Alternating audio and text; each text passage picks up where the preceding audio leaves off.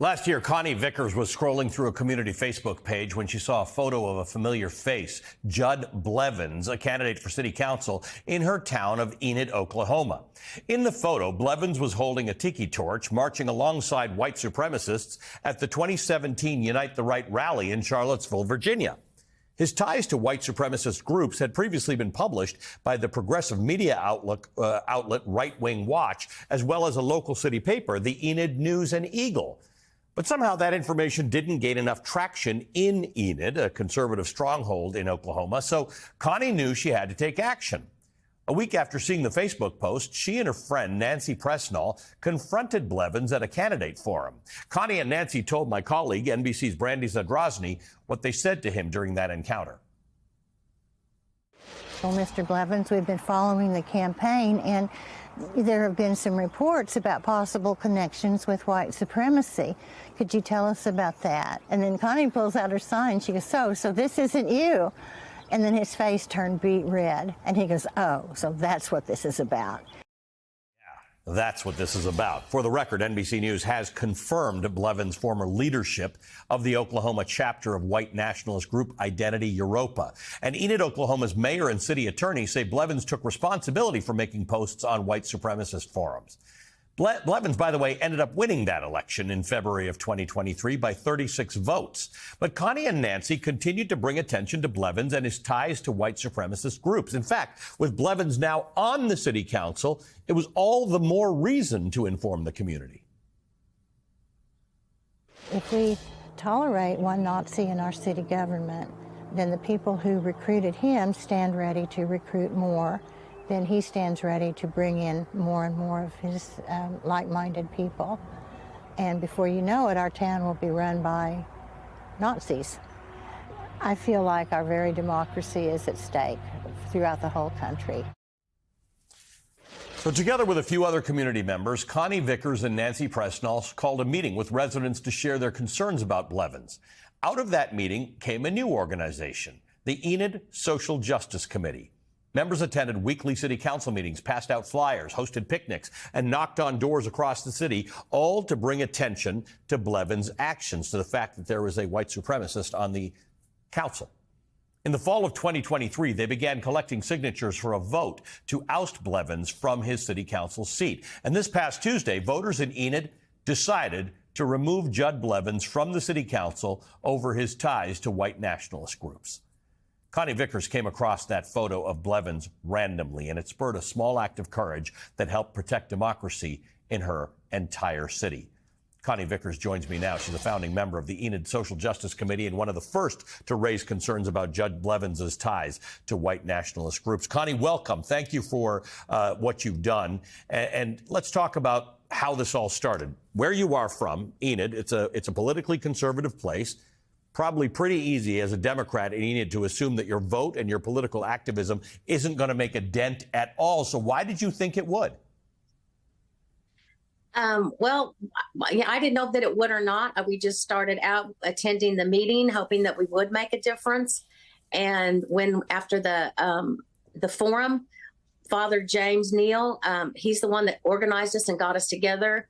It was like a week after the forum. I think he had a meeting formed. He met with Lenita Norwood, and we had John Gray and Christy Balden, and they organized the Enid Social Justice Club. We started having meetings. So you just named a lot of people that none of my viewers are going to know, and I think that's the point, right? That's the point, that these are just regular people who live around you. We wouldn't know their names. Correct. We had a very diverse group of people. At our first meeting, we had 100 people come. There was there was the LGBTQ people, there were straight people, there were Black people, white, Native American. We had very religious people. We had atheists, but we were a very diverse group, but we all came together for one reason. So Blevins lost his seat. I was following this very closely on Tuesday night. He still has a large number of supporters in Enid, despite all the evidence, including, I mean, that's really kind of, you took that picture of him when he was denying his participation. Tell me what that means for your city. The point I'm making is that your work is not over. Correct. Yeah, it was quite surprising the number of votes he got, knowing what they should know. A lot of people still said they didn't know. a lot of people are in denial and say, that they don't believe it. But yeah, we'll keep fighting the battle and trying to inform people, and we're going to be working on other social issues. I wanted to show that conversation that you had with my colleague where you and Nancy were holding the photo that you showed to Blevins. When you found that image at the Unite the Right rally and you decided you would confront Judd Blevins, you didn't do it alone. You did it with Nancy Presnell. In fact, the two of you have gotten closer through your political organizing. I want my viewers to just see this quickly. And now you're best friends. Yeah, we're besties. People look at us like a unit. Talk to me about having people who are willing to stand alongside you like Nancy did. Yeah, that was the great part of it. I had brought the poster and we sat and listened through the forum and nobody asked a question. And I don't think I would have gone up without Nancy. Nancy said she wouldn't have gone up without me. And then, like I said, it just snowballed with Father James Neal starting, the ball and getting it organized with all these people.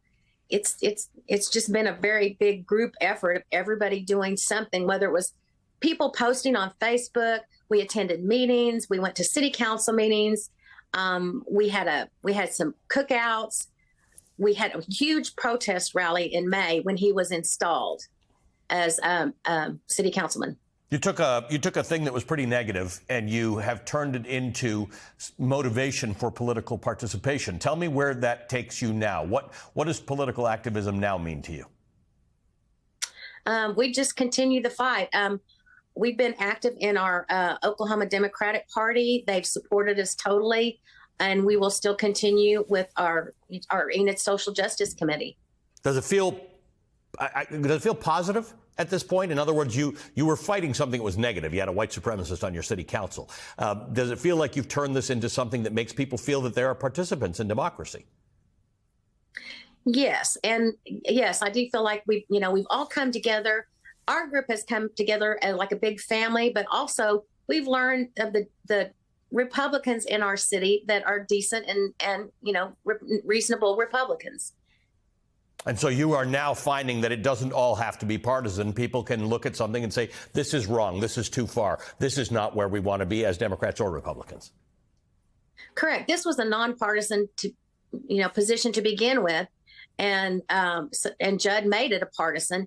But the woman that was elected is a Republican. She's very, we know her because she trained us to work at the election polls.